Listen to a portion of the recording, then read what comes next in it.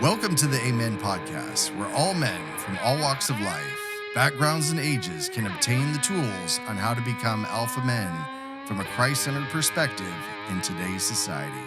Here's your host, Jimmy Greer. Hey everybody, welcome to another edition of Amen Podcast. Thank you for joining us today.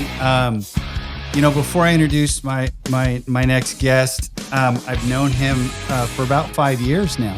And basically, he and I don't want to say came up because I was really coming up. And when I say come up, meaning basically I was improving, getting better, was really one of the mainstays as a workout partner. And just all around great motivator, encourager. But to be honest with you, I'm going to pay him a compliment right now. I think that there's a lot of people out there that, you have different definitions of humbleness or humility, right? But I've never came across a person, especially, and I really do consider you an alpha male because, man, when you walk in the room, you're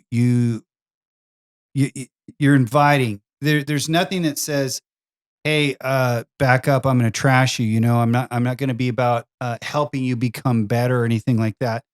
And so, to me, I've really, come to enjoy that about you, as a workout partner, as another dude, as a man, really, exemplifying that humility, because it's a rare find, in today's society. It really is. And again, on Amen Podcast, what we're trying to do is just get you guys tools, so that when you get in that rock and a hard place, you no matter what season or what stage you are in life, that ultimately you're going to have that tool to draw back on. And it might be from the show. It might be from, something that we're suggesting to you.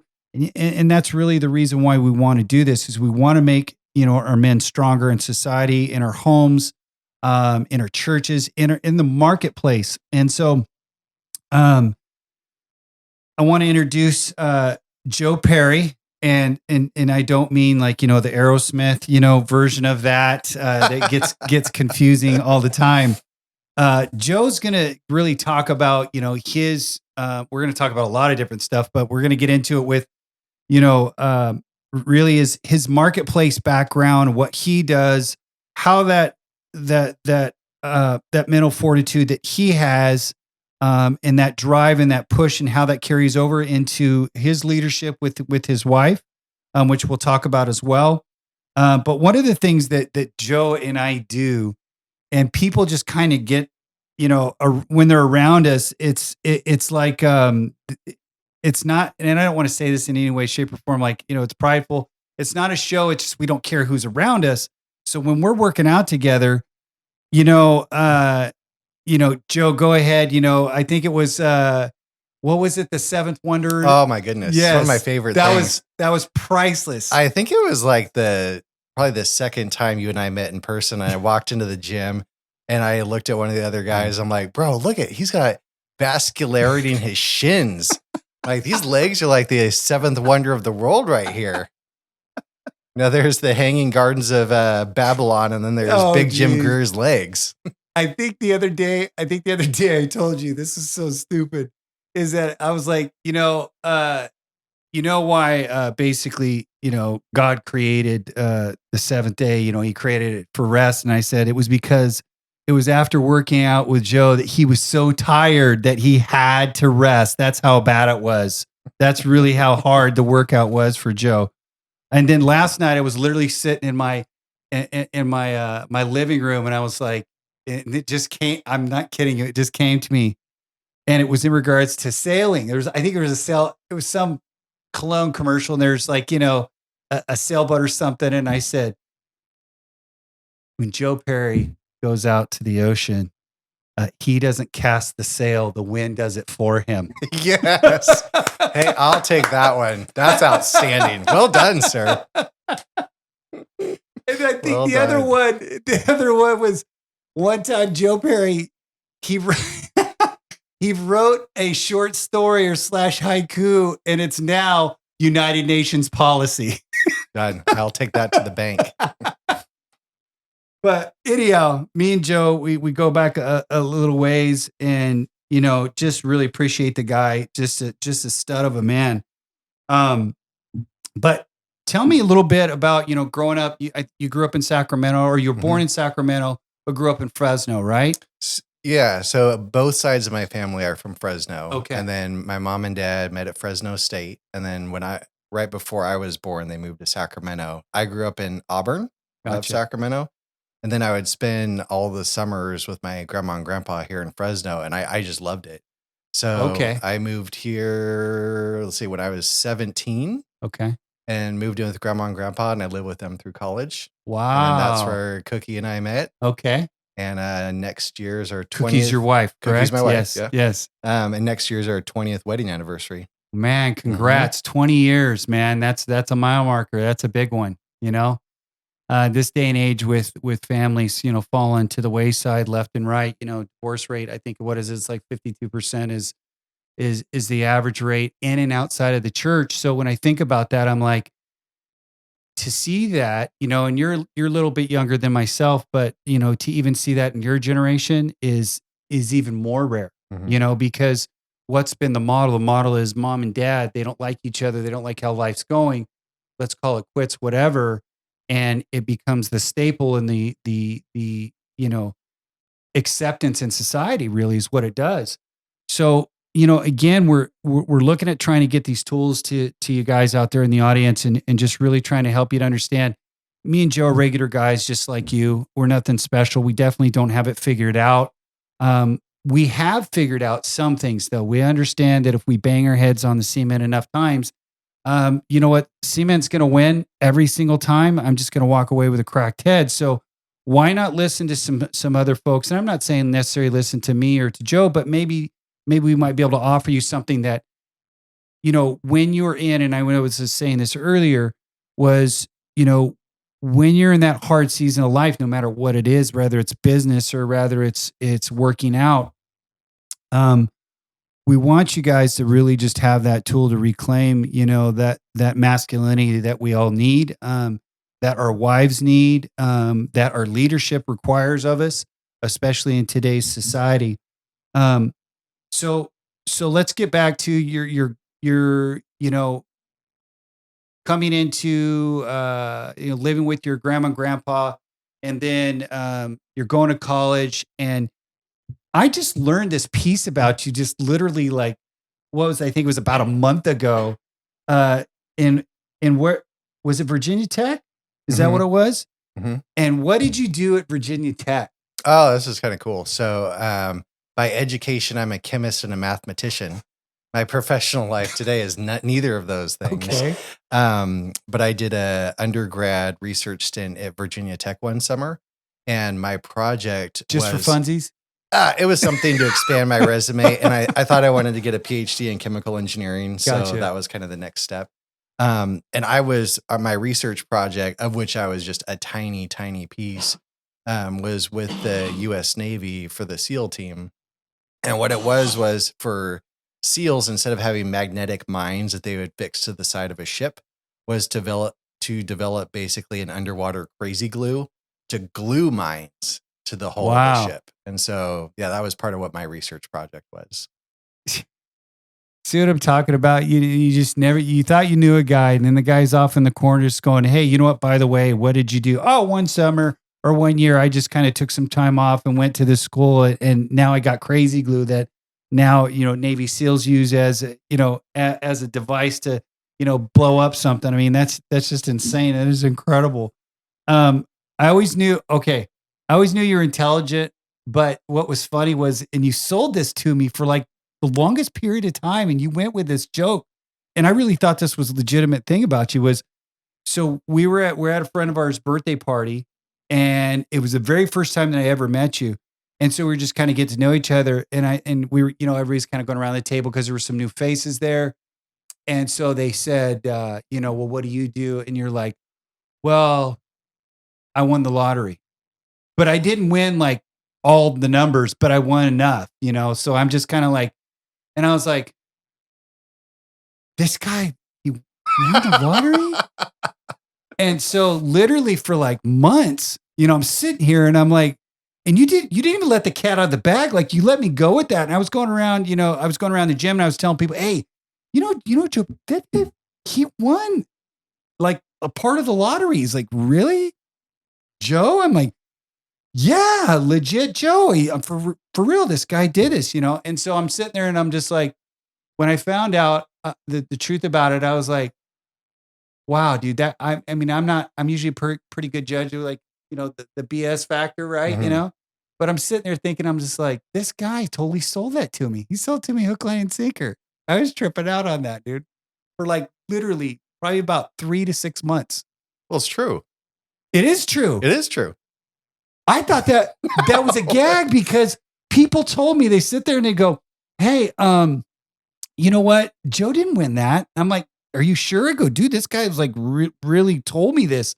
I honestly, I believe it. So tell me about that. Oh, so let's see, is 2012. Okay. And my wife Cookie wasn't feeling very good. She's like, hey, Okay. you mind hitting up the liquor store on the corner and give me some Sprite and some saltines Yeah. and whatnot. And so I did, and I got a mega ticket. And then like 2 days later, I got an email from a lady that helps me out, with my work stuff. And the subject line just said, somebody in your hood has a winning lottery ticket. Is it you? And so I it's an ABC News web link. So I click on it and I'm like, Yeah. huh, I was there at that time, but I wasn't the only person that was there. Right. So Right. it wasn't the whole thing. And I'm not allowed to say this around Cookie anymore because she's heard it a zillion times.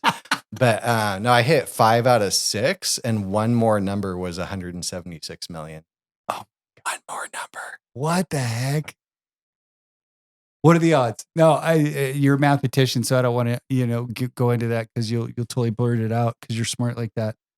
But So- it goes to like people that say, or friends that would tell me like, hey, Right. the lottery's a tax for stupid people. And then one of those people, I walked into their office and I slapped the ticket on their desk and I'm like, bam, sucker.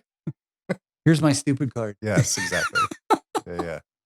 Wow. You know what? I always ask this, and I'm not going to, ask you to divulge anything, but I always ask people this question when I'm getting to know people that I don't know. And I said, okay, so let's say, I do the breakdown. So let's say that you have the mega lottery, right? And it's at, $100 million, right? And this is more of a question to find out because the true nature of people really come out because the first answer that comes out is really what they, believe and support and what they want to be about, right? And so I'll ask them, and I said, so after your taxes, you're going to do the payout, right? Because it's the best way to go and get the taxes, fully taken out right out from the get go. So my thinking is that, people don't really fathom like when you win the lottery, like it's a chunk of change, right? Mm-hmm. It can either change your life. I think there was a statistic that I think that they said like 90% of all lottery winners nationwide are broke. And I was like, 90%? That's insane. So again, people, where your heart is, where your mind is, and really what you're going to put your money towards can be one of those factors as far as like what you're going to do with that. And I was just wanting to lead that into, for you, your business and what you do. Go ahead and tell people what you do for a living. I'm a residential mortgage broker. So Okay. I worked at Wells Fargo Bank for 19 years. Okay. And then I quit on April Fool's Day 2021 because I thought it'd be funny. Of course. Right? Makes total sense. It was funny there you can imagine after almost 2 decades of working at one specific place, like my BCC list on my resignation email, there's a zillion people on there. Oh and my so gosh. when I hit send, You sent all. Oh yeah. And then I started getting like the, haha, Joe, that's funny, or April Fools, or you think you're so hilarious. I'm like, no, seriously, dude, they're going to take my laptop in like an hour. It's been real peace. So yeah, I work for myself now. Okay. So I know one of the things you and I were talking about is like discipline, the importance of discipline, and discipline in, your marriage and your relationships. And Right. so going from working in the bank and kind of running my own show there to now being my own person by myself. It's been an adventure, but that's where your mental fortitude comes in. Yeah. So let's jump into that a little bit. So, you're working out of home, right? And you're doing the mortgage business. Now, does your wife do the same thing or does she do something different? Cookie actually works for Wells Fargo too. Oh, she does. Okay. We took two totally separate career paths and ended up right next to each other. Was she in the send all email? She was in the BCC just because I wanted her to get a kick out of what I sent. Yeah. Right. So, and we'll get into how you met Cookie and how that whole thing developed here in just a minute. But again, I think that men tend to find we're fixers by nature, right? But that doesn't necessarily mean that we're fixers in every single area of our life, and we're only going to fix according to what kind of tools we really have as men, right? Mhm. And so again, this is what it's really about is that I want people to understand that, by no means are we saying that we have anything figured out, but if this helps you, then that's fantastic. That's what the goal is, to be that stronger, that best version of yourself. I know that's cliche, but it really is. It really is a true statement. And so, how would you say your workout disciplines? Because I've seen you kind of go through, some, I don't want to say necessarily ups and downs. I would say more so of changes. Like for instance, once you got a goal, because recently, and I'll let you go ahead and discuss that, but you got into DECA, which is an arm of business for Spartan, and pretty brand new. I think 2-3 years old now is where that's at. I think about 2 years old. And so you get this goal, and then you start what does that look like for your training? You've got your business going, you got your marriage going. You're trying to balance all these different things. So what does that look like for you? I don't ever show up and try and fly by the seat of my pants. So I bought, and I'm also a visual person. So I bought one of those little miniature calendars. And every day I'll there's a number of days I'll have 2-a-days. So in the morning I'll write down, was I diligent? What did I work out? How was my diet that day? Yeah. Did I have a beer or not? Yeah. That kind of stuff. And then in my entire life, I've never actually physically trained for anything. Okay. So this DECA event, now basically 2 weeks ago, that's the first thing I'd ever done.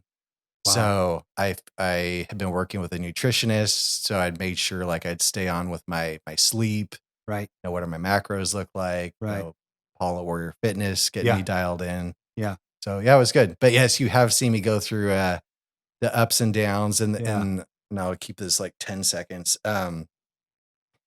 I've told Cookie, I was I want to get in the best shape of my life. And it's right when I get there, something happens. I ended up in the hospital once, and then I had, they had to fix my intestine. So I was out for a number of months and then had to recover from that. Wow. And then, COVID hit, and then it's well, are you supposed to go to the gym or not? And then I was I guess I don't. And then recover from that. And then, the DECA thing, try and recover from that.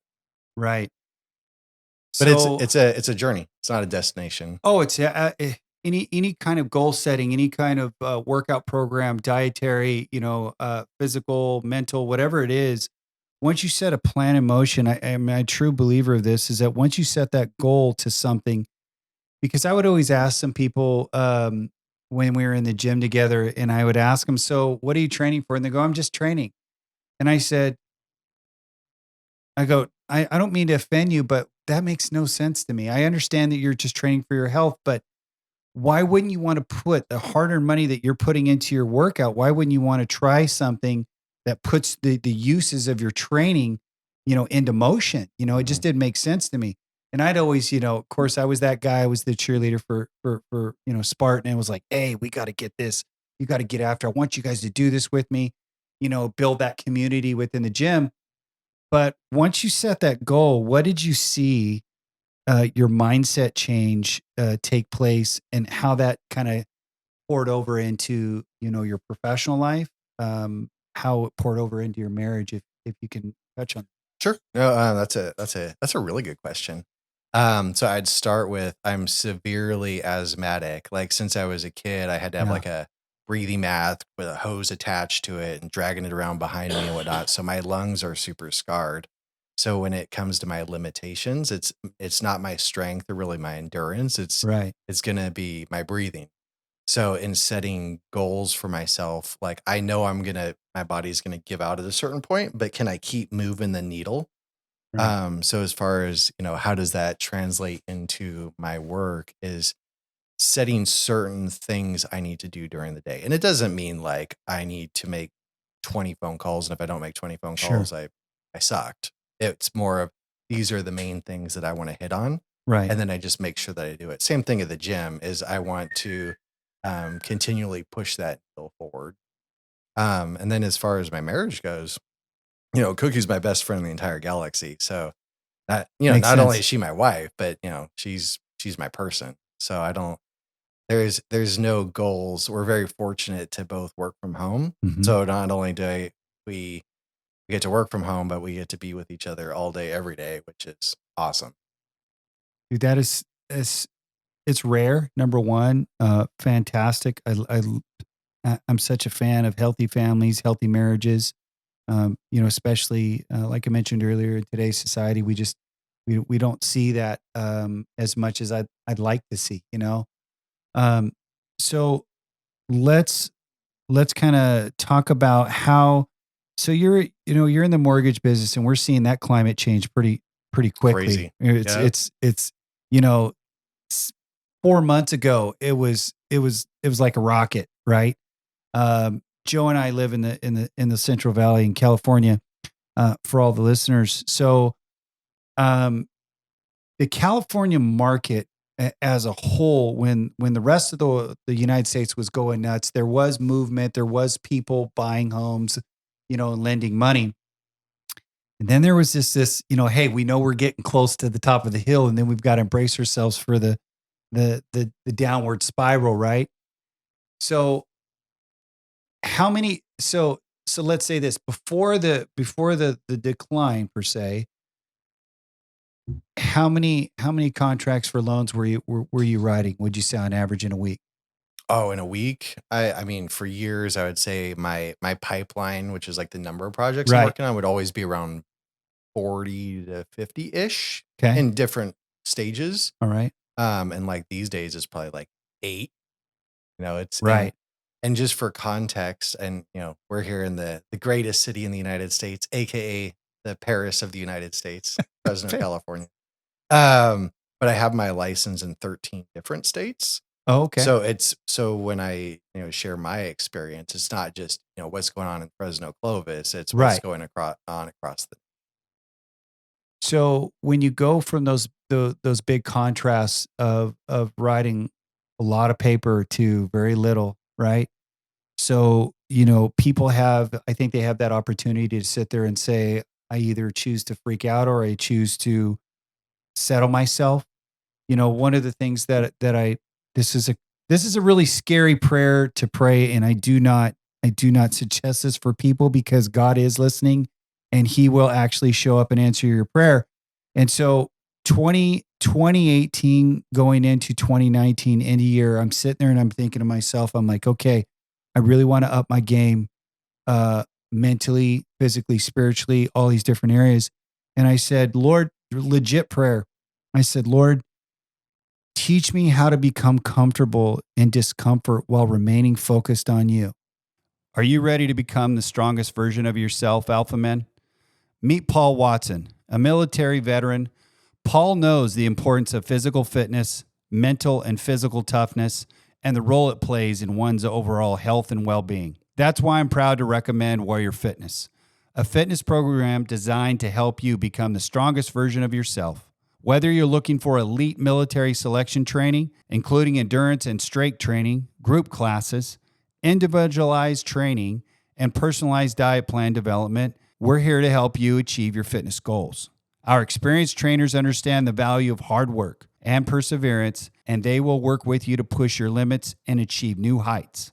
Join our community of warriors and take on a new challenge that will help you to build strength, increase your endurance, and improve your overall health. With Warrior Fitness, you'll discover a new sense of discipline, resilience, and pride. Sign up today and let's take on the challenge together. Check them out at their Fresno location at 8039 North Cedar Avenue, Fresno, California, 93720, or on the web on Instagram and Facebook.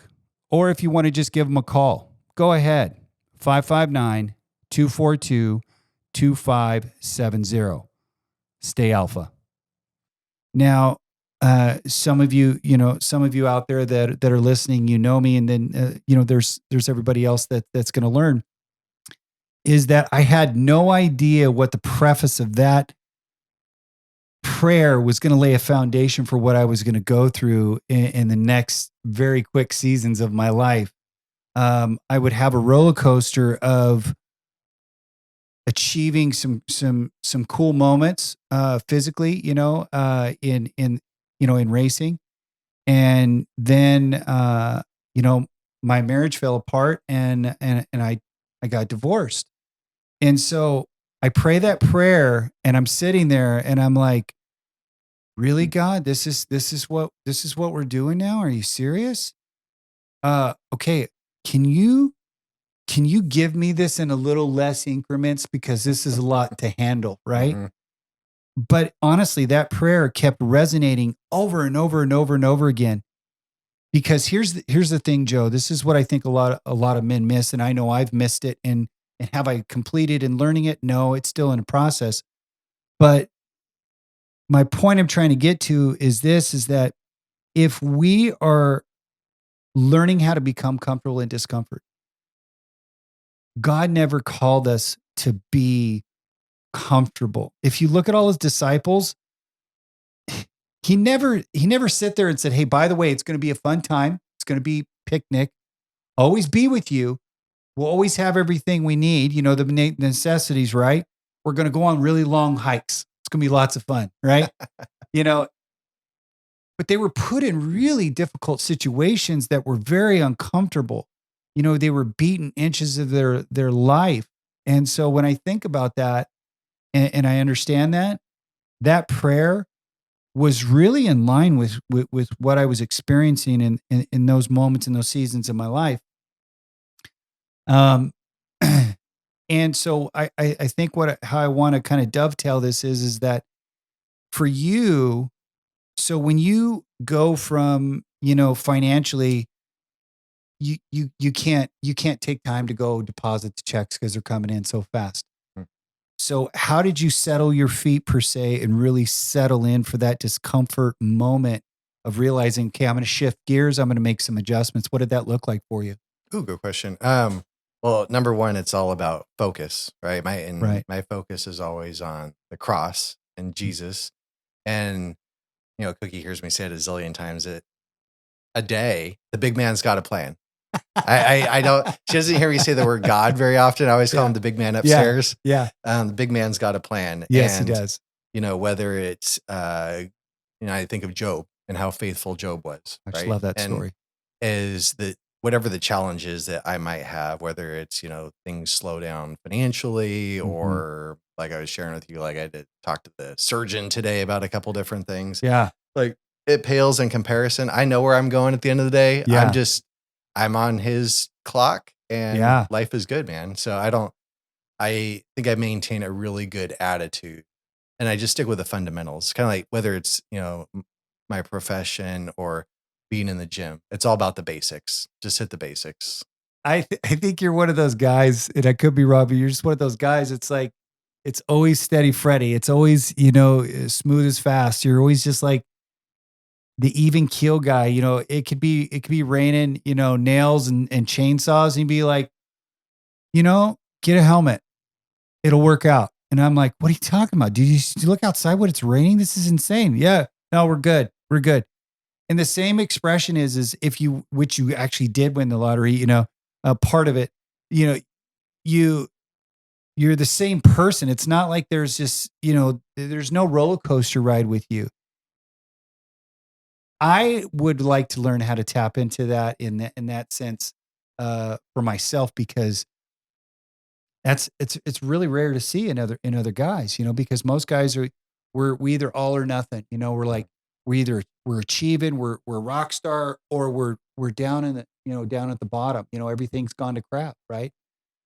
Um, so you basically stay steadfast in your walk with God and just, offering your prayers and just really stepping forth and saying, hey, financially, I don't know how this is going to work out, but I trust you, Absolutely. I really do. And I love that about you. So now what does Cookie do for She's a credit underwriter for Wells Fargo Bank. credit underwriter? Mhm. Okay. Got you. So you you turn to Cookie and you say, honey, you know what? The numbers are changing. The climate's changing. God's good. He's going to provide. Right. Yep. Right.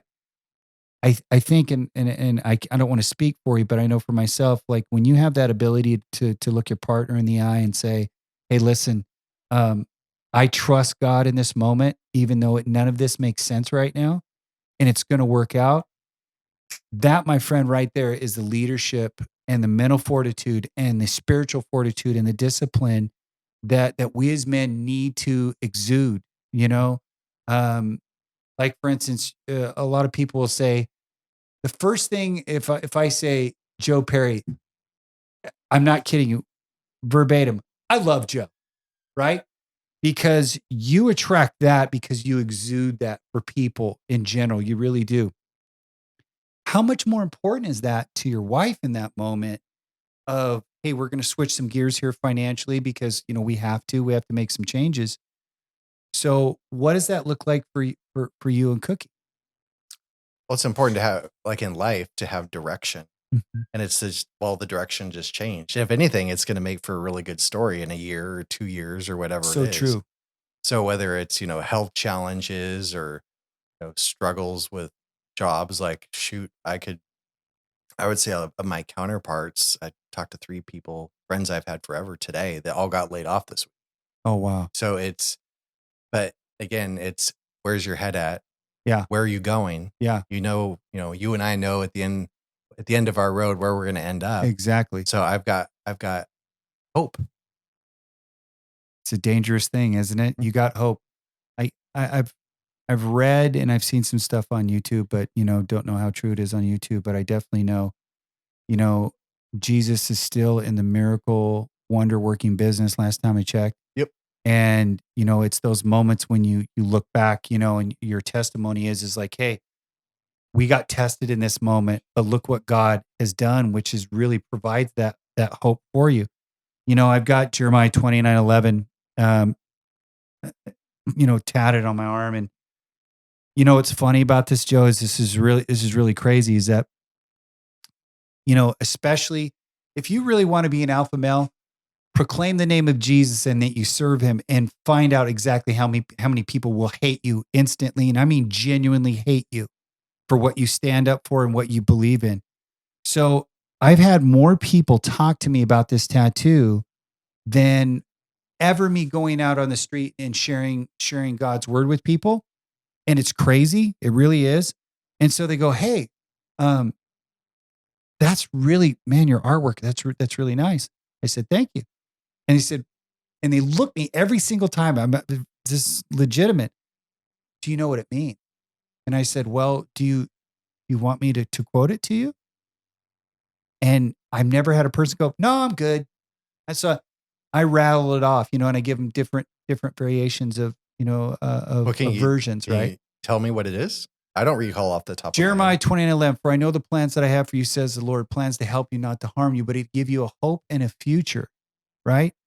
So when you think about that, I've got hope, right? If I have hope, I have everything, right? But this is the beauty part about this is there's a plural word in there. He says, I have plans, right? And not a plan. Because if God's only got one plan, I just don't think he's got, Mhm. right? All right. I think he's got a couple more in the toolbox in the filing cabinet than I could possibly imagine. But when I look at that and I say plans, okay, plan A didn't work out, right? Finances got attacked because of, changing in the market, loss of job, like you were talking about your friends.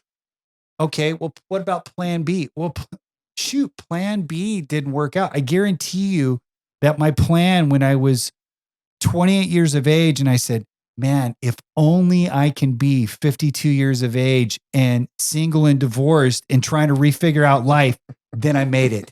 Man, awesome. That's a great plan. No, I didn't have that plan. That plan was altered and chosen for me. You know, there was things that were out of my control. And I don't want to go too much into that story because that's going to be, we could spend an hour on that one by itself. But I would definitely say this is that when I look at hope and I look at the plans that God has for me, it really impacts my environment when I speak that out, you know, to other people. And so, like you said, you know, that hope factor is really key. Now, I guarantee you, because I've been in the same spot that you've been in, and when you were in, let's say, I'm going to guess and say that middle to latter part when you were doing your DECA event. Mm-hmm. Okay. Now I know you're a physical beast. You've got the mental fortitude. You just keep going, man. What's the Blue Train? The cartoon show for kids. Thomas the Train. Yes, you're Thomas the Train, dude. You're freaking Thomas the Train. You just keep going, man. You're a happy little dude, just going down your track. I don't care. But the suffer factor had to really suck at that point because you were starting to get into it. You know, you're heading towards that last quarter part of the event. So tell me what that was like. You know, it's Cookie actually a couple of months ago was asking, she's like, what do you think about like when you're working out and when you're dying? Yeah. Because we died together so many times. You know, I pray a lot. I pray all day. And I pray while I'm working out. And I think that's amazing. Christ's passion. And so, and I like consciously while I'm working out, and as difficult as things might be, right, it keeps me centered and it keeps me motivated. And so physically I'm headed in a direction, and mentally and spiritually I'm headed in a direction at exact same time. So it's not comfortable, but no. But to answer your question, that's what I do when I'm exercising. Yeah. So when you're going through, what was the hardest event for you where you really had to pull on that strength and say, you know what, God, I've gone this far. You know, you're asthmatic. Mm-hmm. You know, you do. I think you were telling me that you got like 30% of your lung capacity. It's tiny. Yep. Savage. So I would say of any of the things, because I did the mile version of the DECA, like the run is rough for me, and I'm not even running. I'm like jogging, sometimes speed walking, but that'll put it on me. I would say the one that totally gets me is probably the dead ball or the farmer's carry. So some people are familiar with the farmer's carry and the dead ball, but some people in the audience have no, like, you know, gym racing, you know, Spartan background whatsoever. So what does that look like when you're actually doing it? Farmer's carry. I mean, for the gentleman, it's 60-pound dumbbells. You're doing 100 meters. So pick up the dumbbells and run, walk, however you want to do it, you know, to get that part done. And then the dead ball is a 60-pound ball that literally doesn't bounce. It's completely dead. And you've got to like pick it up and drop it, you know, over your shoulder 20 times. So it's like a medicine ball kind of thing. And it it's a ball. Yeah. Right. It doesn't sound like a lot until you do it. And how many times do you have to do it again? 20. 20 times you're smashing that thing on the ground. And so you've been at it for what, about, this doesn't sound like a long period of time, but probably what, 12, 15 minutes, right around there at this point? Probably at that point. I'm about the 15-minute mark. Yep. So for all you men out there listening to this, it may not seem like a long period of time, but if you've looked into anything to challenge yourself physically and mentally, DECA is definitely it. It's like CrossFit on steroids. It really is. I have friends that are involved in, obviously Joe, but other friends in it as well that are really and genuinely world-class athletes. And those people have actually told me how grueling it is because they operate at very high levels of efficiency in their training and their performance and whatnot. But to really go through that and be able to draw, you know, from the Lord on that is, dude, it's so key. It's so key. I I had that moment, that mount on high mountain moment, and I was talking, we didn't really get into it, mutual friend of ours and our coach, uh, Paul Watson. And so one year, and I've told this, I tell a story. I call it the unstuck story is what it is. And I'll be pretty brief about that because I want to, make sure we're good on time. So, so one year this is, I think this is 2018. I go to Big Bear, right? And the funny thing was about it is every time I'd come back, and tell my story about what happened, how growing it was, dude, you're always there encouraging me to get better no matter what. Yep. No matter how good I did or how bad I did, it didn't matter. So that first event, I thought that I was trained, but I really was unprepared. I was ill prepared. That's a good word for it. I mean, it was Run DMC. It's just illin', man. It was really bad. So I'm going up this mountain and I get to the top and I'm fully like cramped up in my right leg. I'm throwing mustard at it. I'm begging people for little things of water, some goo. I mean, it's hot. I'm now like 2 hours into the race when I'm on the top of this mountain. So you start out at 7,000 feet and then you ascend about 2 more roughly. Meanwhile, you're running uphill. When I mean running uphill, you're running up Black Diamond, ski runs. And you're doing it, either, climbing, swinging from something, pulling from something, still running. And so I get to the top, man, and I'm so trashed. I'm like, this is garbage. The trail master that basically designs a trail sends me or sends everybody up and down this course from the top to the bottom, and I'm not even kidding you, at least 12 times. Oh. So we called it the Spartan hike that year, is what it was. And it was a beast. And so we're sitting there and we're just like, you could hear people, and I mean literally you could hear them halfway up the mountain and then people down at the bottom just complaining, bitter, mad. They're like, this is stupid. I paid all this money to speed hike up this mountain. My legs are locked up. I mean, this is just dumb. I came here to run. And I'm like, you know what? Hey, let's just suffer together. We'll get up. We'll get it done. So we come off the mountain and it's our last time. And so we get to open up a little bit because there's a little bit of run because you're running down the ski lifts, the ski runs, you're just flying.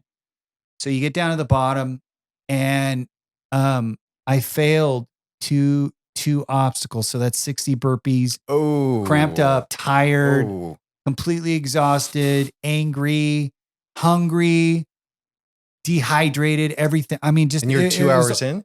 Huh? You're 2 hours in? Yeah. Now I'm coming. I'm now coming down off the mountain. So I'm just about done is what it is. So 2 hours later. So we're coming up on a 4-hour mark. Right. And so I'm sitting there and I'm just like, this is the dumbest thing that I've ever done in my life. And at that time, they've changed the race requirements now, but it was roughly about, 13. It was a little over half marathon. And so I'm sitting there just angry at the world. And I'm like, Lord, man, I don't want to do this anymore. This is really sucking. I mean, this is brutal. And, the still small voice just said, just keep going. Just keep going. And I'm like, okay, so I'll keep going. So I fell an obstacle. I do 30 burpees. And it was like the longest 30 burpees. Yeah, I can imagine, dude. In my life. I was like eating. Okay, this is how dehydrated I was. So, when you get that white cottony part in the corner of your mouth? Yep. So the dust goes and collects in that area. Ugh. It's so chalky and it's, the sun's been up for quite a long time now. So now the heat's coming in and you're like chewing this clay chalk and it's disgusting. Right. And so I go on to the next obstacles and then basically fail another obstacle. I'm like, come on with this. Are you serious? So I bust him out, and now I'm just angry. I'm just beyond, like, I've ignored my pain. Legs are still locked up. They're garbage. Everything's gone to crap at this point. And so I'm just finishing through, and I stomped, literally stomped across like a little kid, throwing a fit. I was so mad. I was like, I didn't run across. I just stomped. This is dumb. I'm never doing this again. And literally within 30 minutes, after I start getting some liquid and different, I think it was like what is that? I forgot what that drink's called. It's Armor. It's not under. Oh, Kobe Bryant's drink? No. Armor. It's Armor something. I forgot what it's called. Anyhow, it basically it hydrates you pretty quickly when you're dehydrated like that to that level. And so, mind you, dirt, mustard taste is pretty gross. Then you throw down the drink, and then you start to kind of rejuvenate yourself. 30 minutes later, I'm like, I'm going to do this race next. I just about cussed out the race course, and people were actually cussing out the trail master by name because everybody knew he was. You piece of, are you serious? This is stupid. Who designed this? He's going on and on. The short end of the story is that so I come back the following year. I got even more serious about my training, my discipline, and my walk with God, and I really tried to up my game. And I almost sub-2'd that race. Good for you, man. Yeah. That's awesome. Yeah. So when sub-2'ing that race, so the nugget, if you will, in that story is that when I was at the top, again, it wasn't up, down, up, down. It was a race. It was running. I'm running with my friends. I'm running against people that I've competed against for years. And so I come up on the Olympus wall. Do you know what the Olympus wall at the gym? Okay. So it's super crazy angle, and it's only like 6 inches of chain. It's got a circular hole grab, and that's it. Right. I'm exhausted, still cramped up because I cramp a lot, even though it does not matter. I could water my body for a week and I'll still cramp up. It just one of the things I've been plagued with. So I go into it, and I'm hanging on this. There's about 4 more stops that I've got to clear. And I start to feel my upper body give away. It's like, it's gassed. Ooh. It's done. Right. So then this is what happens is the bell is within reach. And so if I swing, I can hit it because I've got big old ape arms, so I can, swing and grab it. So I swing myself off, and I barely grazed it. It didn't even do the, tink tink noise, Right. in it where the inner part of the bell rings. And so the referee saw me, he saw me hit it, and he was like, I saw you, we're good. But when I come down on my right knee.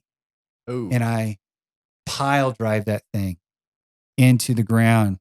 And I just went to the ground. It's like, oh, I mean, it was a, big dramatic moment. So then what ends up happening is the referee on the side goes like this. He was coming over to check on me. Well, the rules at that time, I don't know if they changed now, but rules at the time stated that if anybody touches you or basically looks like they're exchanging anything, then at that point you're disqualified from the race. That was the competitive rules at that time. So I look at the guy and say, hey, don't you dare touch me. Dude, I've come this far. I don't care if I have to crawl down this friggin' hill. I'm finishing. I'm finishing. You understand this? I said, you know what? I got a lot of things going for me. I got a lot of things working against me, but I'm going to finish. So I go, hey, I didn't mean to yell at you. I don't want to get disqualified. So I head down this hill. I get up, check, make sure everything's working right and it's functioning. That later would actually cause me to have knee replacement is what it is. Ooh. So I was going to ask, is that what led into it? It did. It started the initial parts of the tear, and then, all kinds of crazy stories with that.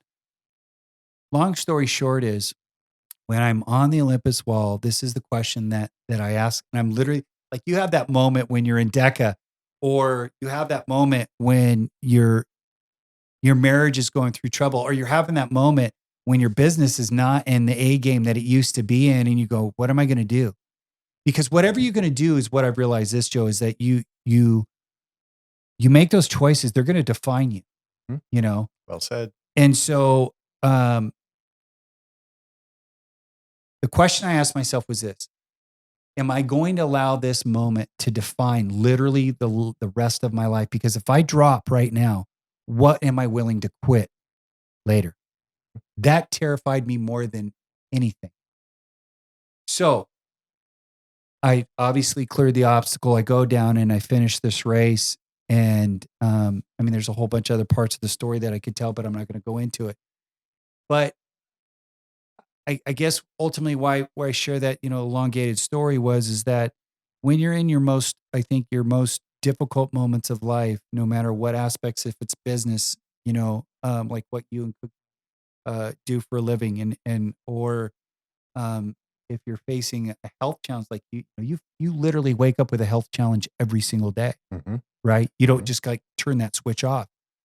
But for yourself, you have to choose, I'm going to do it even though it's going to suck. I'm not going to feel well, right? Mm-hmm. I can actually potentially kind of harm myself if I really go too far, right?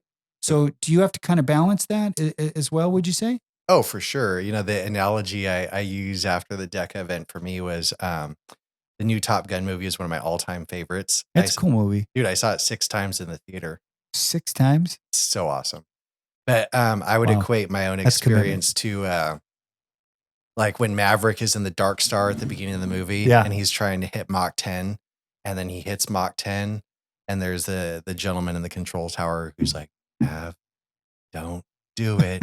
And then he just says, Was his name Hondo? Is that what it was? Yeah. It's Hondo. Yeah. And then Maverick's just like, a little bit more. Boom. And then like everything went sideways. Yeah. I think that's kind of what you're getting at. Yes, I have had those just a little bit more. And then you push it. Yep. And then all of a sudden the brakes fail and the wheels are coming off and you're like, what the heck is going on? Yep. Things go sideways in a hurry. Right. Mm-hmm. So what would you say to this one is, because when you look at, there's a balancing act, that's going on when you're working out, keeping your relationship with God on point, and then your marriage as well. So what does that look like for you and Cookie when you guys come together? You guys have those really, really hard times. So do you go to the feet of Jesus and say, "Hey, Lord, I don't have this all figured out"? Every day. Every day. It's So you don't wait for the storm to come. No. Fantastic. It's kind of like when you and I call him the big man. When you and I get to see the big man in person, what are you going to do? Like, I can't wait to like give him a hug and a high five. Yeah. And, I'm excited when that happens. So no, it all starts with your relationship with the big man. Yeah. And then it goes to your marriage. Then it goes to your work. Then it goes to the gym. So every day. It's so true, man. It really is. I think that, when I think about the aspects of men today, and I think we were touching on this a little bit earlier, was about we're definitely fixers, right? Hey, Alpha Man, if you guys are looking for some really cool gear, I just want to promote this company because I genuinely believe in it. It's called Seek Jesus. I've got their hoodie and I really enjoy it. It's nice and comfortable. It's got in really big letters on the back, Seek Jesus, a little bit of letters on the front that say the same thing. If you're looking to make a statement for Christ and you want to spark that conversation right off the get-go without even having to crack your Bible, I want you guys to go check them out. Check them out on Instagram or on the web. You can find them at www.seekjesus.co. Check out their clothing line. They've got hats, they've got shorts, they've got beanies. They've got everything you need to properly rep Jesus. Go check them out at www.seekjesus.co. One of the biggest things, I don't know about if you do this, but I do this. I don't know if you men and, listening today, if you do this as well, but it cracks me up, and I'll be the first guy to tell you, you're probably going to judge me, but I don't really care. I couldn't build a paper bag. God just did not give me. Oh well, there's YouTube. Okay, yeah, there's YouTube, but you know what I always find about YouTube is cool and all, but the reality is there's always like, it's kind of like the missing screws that didn't come in the bag for the assembly of the desk, right? There's those fine tuning moments where a guy says, oh, you should probably sand this a little bit more, maybe apply a little less, account for some under or over measurement that you need to do. It never tells you that, and that's where that experience comes into play, right? So when we get into that fixer mentality, if it's our car, you hear a noise in your car and you're going down the road, right? And all of a sudden you're like, you lean in, right? Do you do that? I do for that. sure. I had a nail in my tire the other day and I was like, literally roll the window down. Is that what I think it is? So obviously you don't work in a tire, and I wouldn't be surprised if you've done that before, but you don't work in the tire industry. You're not a tire technician. I am not. No. And you're not leaning in going, what is that? I think that, there's so many cross-referencing areas that really kind of fall into each other. But I think this is the key thing that I want to get to our men today is that, when you hear that, and this is in respects to our marriages, right? To being that stronger leader, that strong husband, right? Is when you hear that noise, you have an opportunity to lean in and go, what is that? Then the second moment has to happen in saying, what am I going to do about it? Right? Because obviously we know what happens if you don't do anything about it. It's going to become catastrophic, right? So talking about the hope of Jesus, right?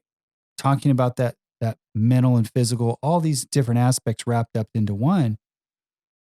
But if we neglect that area, like we could very well in different areas of our life, if we neglect that one area after we've leaned in and we've identified the problem, and then we don't do anything about it, I think that's where the tool bag really needs to excel, really needs to expand itself, right? Because I'll be the first one to tell you that I don't have that one figured out. But I do know, and I was looking into this book. It was funny. I never even knew this book existed. It was like I lived under a rock, and I found it literally right after my I'd found out that infidelity was taking place and things of that nature. And I was always of the mindset basically that if you're the type of person that is willing to leave me, I will let you go. Does that mean I'm ignoring God's word? I'm not going to try to work it out. No, I'm not saying any of those things at all. You should try to work it out, but you have to have two people that's willing to work that out, right? So, I'm sitting there asking myself these questions, like, how am I going to fix this? And the still small voice of God just leans in and says, I want you to honor me in this. And it's not going to look like anything that you've ever done or you've ever experienced before. But this is how we're going to fix this, right? So I pick up this book, and this book is, and guys, I'm going to just tell you right now, if you're not a reader, I get it. I understand it.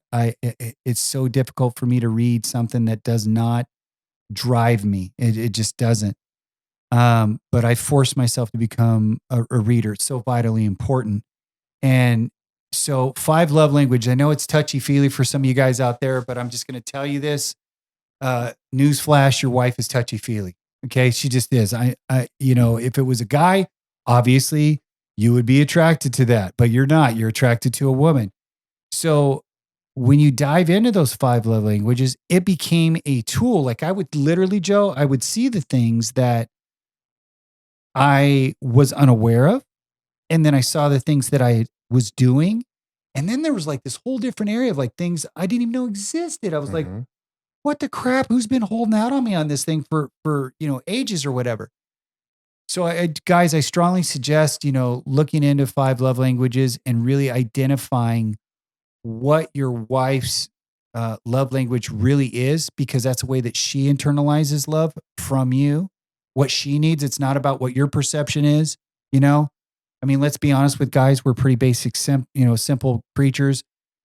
Show up with food, naked, we're good to go, right? Right?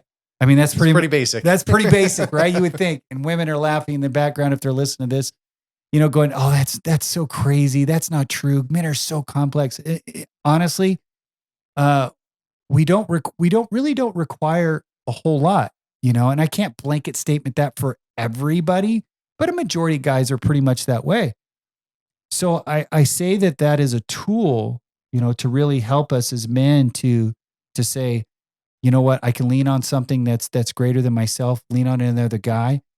Getting that guy group around you, those sharpening tools, I think. You are who you associate with. Exactly. So if you put broccoli in your system, what's going to happen? Obviously, you get pretty farty, but the reality of it is you're going to be eating healthy and you're going to get the nutrients from that, right? People are the same way. What you allow into your sphere of influence is going to impact you regardless of what you think or what you say or what you read. It's just fact. Yep. Would you agree with that? Oh, absolutely. And one of the things that has been a theme in what you've been sharing that I think is super important is one of the best characteristics of being a leader is being a good listener. Yes. Yes. Yeah. And, I think, and I'm not trying to sound like I'm definitely not an expert on women. There's a difference between a woman being heard and you trying to fix it versus her just, being heard. Right. I don't know if you do this and tell me if you do, but I mean, I used to do this because I learned pretty quickly like how this was working in it, not because I had the 5 love languages in me, but because of my ministry background and just understanding that when a woman wants to be heard, does she want me to fix it at that moment per se? So I would raise my hand, like I was in class, and I'd say, am I just shutting up and listening, or am I helping you with this? Because if you ask for my help, I'm going to give my opinion, and then I'm going to expect you to do something about it, right? But if this is just one of those moments where you just want to be heard and you want me to shut up and listen and say everything's going to be okay and genuinely mean it, I'm that guy. Does that happen for you, or what does that look like for you and Cookie? We've been together for 24 years now, so we basically anticipate each other's moves, and but it's all about communication, right? Sharing. I don't have secrets. She knows where I'm at. Yeah. Yeah, I mean, minus that she's got GPS on you, on your ankle. No, I'm kidding. I'm totally kidding. I'm totally kidding. Well, it's funny because one quick thing, and I won't keep you on this one, but we're talking about tattoos. So I have 2. I have my. Is it the starfish? No. SpongeBob SquarePants. Dude, you're not supposed to That's next week. It's not yet happened. No, actually, I went to Cookie, and I have the same doctor, and I got her EKG. And he was like, there's HIPAA laws, Joe. I can't give your wife's medical records to you and whatnot. And I'm like, come on, man. Yeah. She's in the parking lot. Yeah. She knows what I'm here for. Yeah. But so I have her EKG tattooed across my chest. Did you really? Mm-hmm. Wow. And then on my leg, I'm a big graffiti fan. I love walking around Saturday morning, 6 a.m.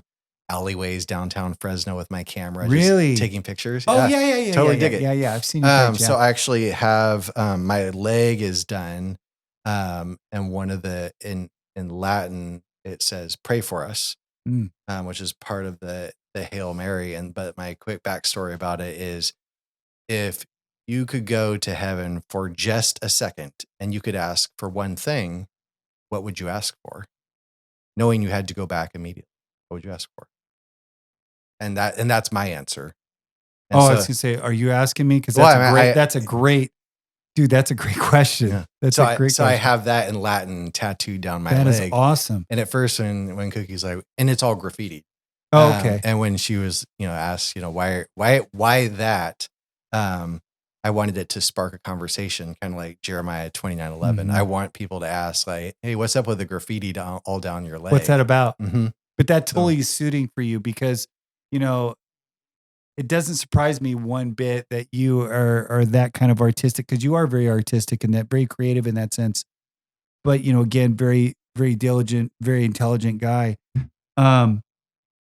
So what I'm going to do is we're going to wind down here and change gears here in a minute. What's your favorite scripture verse? Oh, all right. So it's funny because I didn't actually know the actual book, chapter, verse. Right. But right. It's where when Jesus said, you shall love your Lord, your God with all your heart, your mind, your soul. Yes, sir. And the second commandment is to love others the same. Yeah. That's basically my mantra in life. Yeah. And those are from the big man's mouth himself. So Yeah. got to follow Quoted. it. Mm-hmm. Yeah. Quoted. So do you think it said, the 10 suggestions, or was it 10 commandments, or was it the 10 best self-helps, or do you think it was a commandment? Absolute commandment. Yeah. Yeah.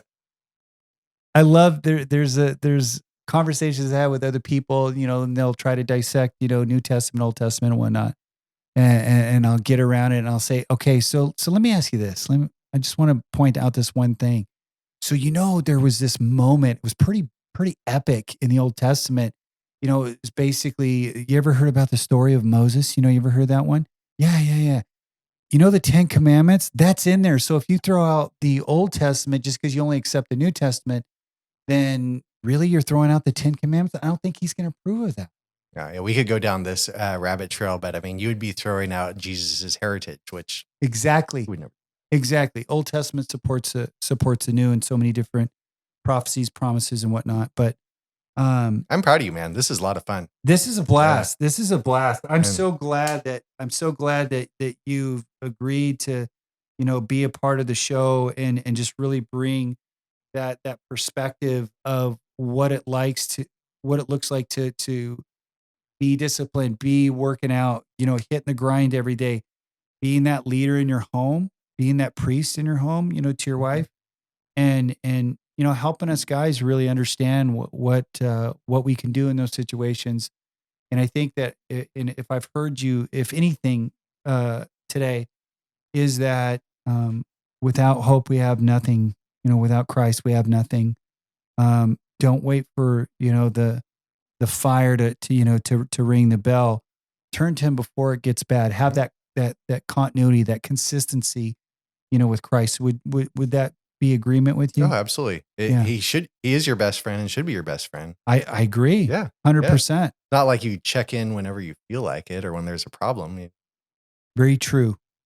I think for the most part, I've heard this said to me is that, the true mark of a leader is that if you were inviting people to go on a hike with you, and you turn back, this is the mark of the leader. If you have people following you, obviously you're a leader, but if you don't, then basically you're just on a long walk by yourself. That's very profound. Right. I like that. Yep. Right. So always do the check back with your wife. Hey, you still there? You still tracking with me? We all right, honey? We doing good? Have that honest conversation, the communication we were talking about, Yep. so that you can be stronger, so that she's stronger, because whatever's happening in you is going to impact her, because you guys are not, you're not two halves. You're a whole, you're one. Yep. Right. So, man, dude, this was so good. Mm-hmm. I really appreciate you, Joe, coming in today, and thank you for sharing your stories, man. Oh, absolutely, man. Yes. I definitely want to be back for round 2. So Yes. I know you have a long list of people, but yeah, I want to be we're back. definitely going to have you back, and obviously you're a central part of the show. You'll be hearing Joe, his voice. He's Joe, the voice, Joe Perry, the voice. So again, all you men out there, man, stay alpha, and just, remember this. If I was going to say anything, just be on your knees, man. There's no shame in your game if you are submitting yourself before God, because you realize that you don't have it figured out. Because I'll be the first one to tell you I don't. So, man, be well, stay alpha.